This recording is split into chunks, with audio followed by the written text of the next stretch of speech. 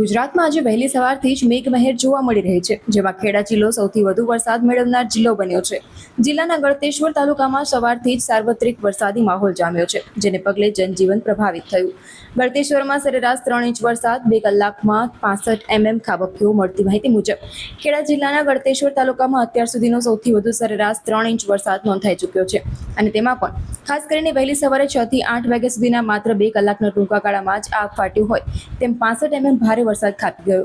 ગ્રામ્ય વિસ્તારો પાણી થઈ ગયા. નીચાણોવાળા ભાગોમાં પાણી ભરાયા. ભારે વરસાદના કારણે ગળતેશ્વર તાલુકાના સેવાલિયા, માલવણ અને થર્મલ સહિતના તમામ ગ્રામ્ય વિસ્તારો પાણી થઈ ગયા. વહેલી સવારથી જ અવિરત વરસી રહેલા વરસાદના કારણે ગામડાઓના નીચાણવાળા વિસ્તારો અને માર્ગો ઉપર ઘૂંટણસમાં પાણી ભરાઈ ગયા છે, જેને લીધે વાહન ચાલકો અને રાહદારીઓને ભારે હાલાકીનો સામનો કરવો પડી રહ્યો છે.